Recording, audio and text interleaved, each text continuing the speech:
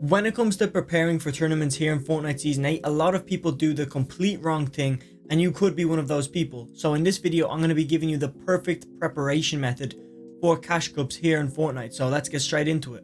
So we're going to start this video off with one very unusual tip, but it's definitely going to make a huge difference in your gameplay and in your decision making, most importantly.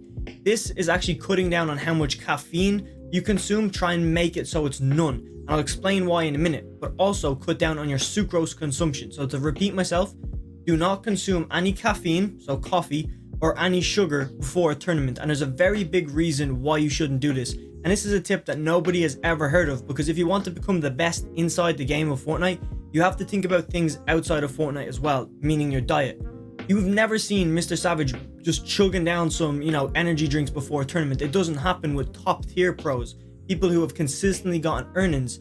And if you want to get earnings, you should follow their patterns, because they do everything for a reason. They're on strict diets for a reason. Their orgs and their coaches have put them on diets because it's going to be performance enhancing. Like, if you put two people side by side and you have a guy that eats sugar all day and consumes caffeine all day, or somebody who consumes vegetables, fruits, meats all day, who's going to do better in the game of Fortnite if they're both inexperienced players who have never touched the game before? You tell me. Pretty obvious. It's the person who has a better diet, because his mind is more able to adjust to new things being thrown at him, and he's more aware, he's more awake, he's probably had better sleep. So all things like that will play into your game. But more specifically, a lot of people will be sipping on G Fuel or a Lucasade or coffee like me throughout a tournament. Now, I have to drink coffee, bro. It's just I'm addicted, okay, bro? We'll admit it. I'm addicted to drinking coffee, and plus I make tournaments for a more entertainment perspective rather than me doing well. I just like chatting with you boys and, enjoying the tournament. I'm not playing for earnings or anything like that, but you boys are playing for earnings. You boys are trying to get big. You're trying to make bank.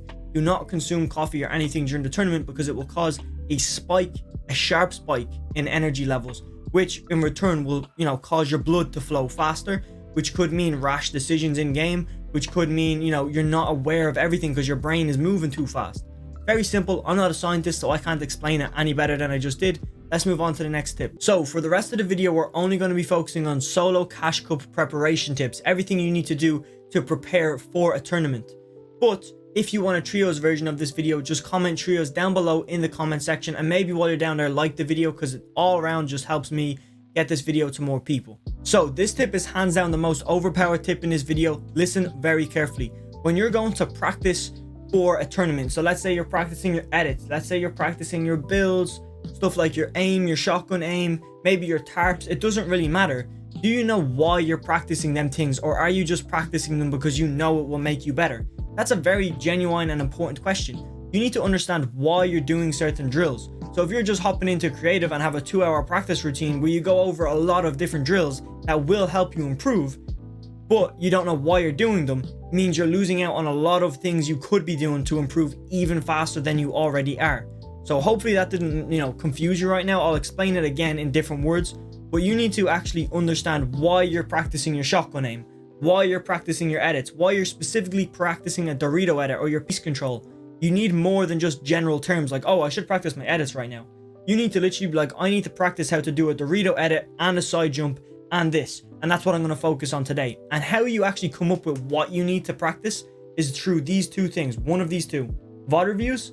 And VOD reviews, if you don't know, is just when you look back on your gameplay and you visually see where you went wrong. You see that edit got you killed because you opened up too much of your box and he could get a cone in, or he could actually hit a very, very damageable shot because you opened an edit, but he's on high ground where he can hit you very easily for a lot of damage.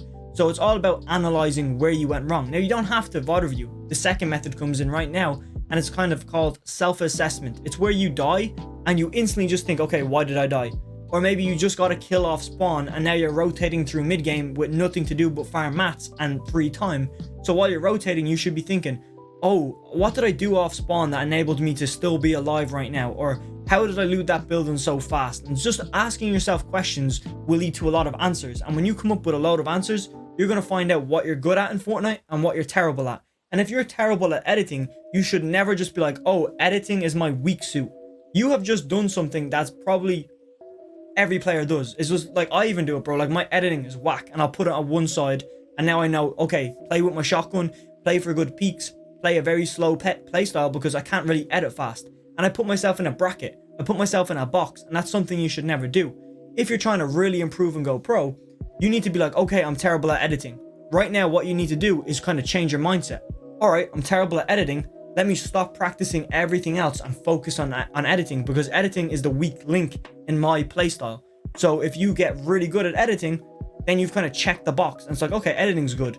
Now, because I focus so much time on editing, maybe my aim got worse. Okay, fix my aim, and now you're kind of balanced out again. And then you just kind of practice everything at once and constantly, keep things in check. Like, oh, that tournament was kind of bad on my edits. Let me focusing on my Dorito edits. This tournament was super laggy, and my builds and my tarps didn't hold up for the team. So let me focus my tarps again. You just need to constantly analyze. Hopefully that tip helped a lot. I'm going to try and just like shift this whole video with another tip and get off this kind of improving thing. I'm going to talk more about what's up in here that will help you improve in the tournament. So right now I want to talk about understanding the format. But before I do that, I just want to let you know that the tip after this is something that a lot of you boys need to hear and understand. So I'm just giving you heads up. It's a very in-depth tip that you might want to stick around to watch. But back to understanding the format. Understanding the format is very important. Do you know how many people just hop into a tournament, and including myself, I've done this in the past, and everybody watching this video at some point has done it, where they literally they know there's a cash cup coming, so they spend all the time in creative, they spend all the time in arena, and then they play the cash cup, and they're literally like, oh shit, this is a placement tournament, and I'm keying my first game. And there's, different things that you need to understand about the tournament. You need to study the format as much as, studying your mechanics and trying to improve, because the format is kind of half the battle. It's kind of like, if you don't know the format, so let's say there's a W key tournament, which is, a general style of a tournament, or you have a very placement heavy tournament like FNCS. They're complete opposites, almost like two different subjects in school. One is English, one is maths. So let's just say you're studying for a maths test. Okay, you're really studying and you're really preparing for a maths test, but you don't actually have a maths test. You're just studying maths. And then you show up to your English test that you actually have. You haven't studied English, but you've studied maths. Yes, you do have a lot of useful information in your head, but is it the information you need to know? That's what I'm trying to say right now. Hopefully that analogy made sense to a lot of you boys. Please comment down below like analogy or some shit like that, or like I got it, or a flex sign or something, bro. Because that one was pretty in-depth. Sometimes I go off on them tangents and kind of loop it back just to try and help you boys understand where I'm coming from. It's like you could have all sorts of information, but if it's not the right information, you could be off. So you need to understand and make sure that, you do actually get 10 points for, coming top 15 in your tournament, and kind of make a strategy off format. So literally just be like, okay, here's the format in front of me. Here's a piece of paper. Let me start writing down my strategy. So for game one, I want to actually get about 60 points. How am I going to get 60 points? Maybe I get 10 kills and so on. You start writing down your format, and then you put it up maybe on your second monitor if you're privileged enough to have one of those. Have a whole list of your second monitor. Okay, game one, this is how many points I want to get, and this is how I'm going to get those points. So now you have a correct formula to actually get 60 points, rather than being like, I want to get 60 points in this tournament. No, when you look to your left, okay, 60 points, break that down. I want 20 points from kills. I want another 20 from placements. And then I don't know where you get the other 20 points from. That's for you to figure out. So definitely go and do that. Make a doc, put it up on your second monitor. But the next tip is something you really want to hear. So let's get straight into that. So before we get into the last tip, I just want to hit you with a bit of a self-promo. A lot of you boys are going to be interested in what I have to say though. On Thursday, the 14th of this month, this week, I'm going to be reacting to all of your montages that were submitted to me via Twitter, or a lot of you boys sent them to me on Discord via a YouTube link. Upload your montage to YouTube and send me the link if you want me to react to it. I recommend doing it right now, because if not, your montage will not be reacted to. And even if you are watching this video a bit late, it might not be reacted to. On top of that, we did just launch the membership program. So if you want to become a member here on YouTube, definitely consider doing it. There's a lot of perks, such as being coached by me in our private Discord. Definitely consider looking at it. And if you really want to support me, check out the merch. The link is down below. We have champion sponsored merch, which is completely insane. But let's go back to your last tip. So for this last tip right now, I want to explain why your practice routine might be holding you back. I know that sounds a bit weird, like I'm practicing, but how is that holding me back? So a lot of people have, a common practice routine where they improve their piece control, they practice their edits, they do their free building, their normal aim routines, and their 1v1s, and all sorts of stuff like that. But here's where they might be mistaking. If you go to the gym, so again, heads up, this is an analogy. If you go to the gym and you come out of the gym after a 2 hour long session and you haven't broke a sweat and you go home, have you had a good gym session? You went to the gym, you practiced, you improved your physique, but you didn't come out sweating. Did you really put the work in? Did you struggle when you were in the gym? No, because you've no sweat. So if you actually think of the philosophy of, boxers, they would train so hard, their body would be ripped. They would be in pain leaving the gym. They would be clearly sweating. They would actually spend 2 or 3 hours in there. But the thing is, the time isn't the measurement of how much you're improving. It's, are you struggling with your practice routine? Is it hard? Because if it's easy, you're not going to improve from it. You might improve a little bit, but not as fast as you could potentially improve. Where if you're struggling to actually do your practice routine, if the edits are too fast, if you're doing an edit course, right? Here's another analogy. If you're doing an edit course and you're breezing through the edits, not making one mistake, maybe you're doing it in 75% speed, so it's a bit slow, but you're hitting every single edit perfectly.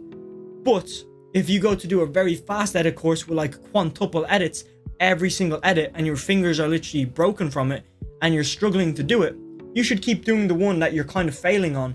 Because if you do it every single day, after a certain amount of time, you're just going to be doing it easily, very, very easily. And then you should try and add speed boosts to it and struggle on the speed boost for maybe 5-6 months. Literally, I'm being dead serious. Do it every day for 5 or 6 months. And eventually, what will happen is you're going to be able to do it flawlessly with no mistakes. And when that happens, you up the ante and make it a faster speed boost. And you keep going and you find new edit courses. And you do that across your whole practice routine. You constantly have to change it every week to make it harder than it was the last week. Because if you're doing the same practice routine, you're going to stay the same player. You need to adjust your practice routine and make it harder. Because if your practice routine is harder, you have to move up to the standards of that practice routine. So you constantly move your practice routine up and you rise as it rises. And that is literally, hands down, the fundamental of improving in Fortnite. And I just broke it down in this video. If you haven't liked the video right now and if you're not subscribed, please consider subscribing, check out the merch, all that good stuff. This video on screen right now will definitely make you an even better player than this video did. See you in the next one.